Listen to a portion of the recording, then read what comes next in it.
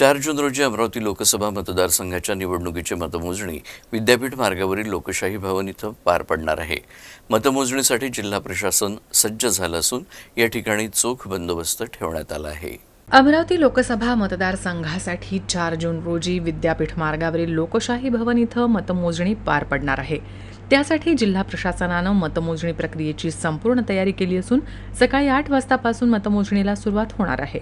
मतमोजणीकरिता प्रशासन सज्ज असल्याचं जिल्हाधिकारी तथा जिल्हा निवडणूक अधिकारी सौरभ कटारिया यांनी मतमोजणी प्रक्रियेची माहिती देताना सांगितलं। अमरावती लोकसभा मतदारसंघात 6 विधानसभा मतदारसंघ येत असून एकाच वेळी 112 मतमोजणीच्या फेऱ्या होणार आहे। मतमोजणीकरिता 1500 महसूल आणि पोलीस कर्मचारी अधिकारी तैनात राहणार आहेत।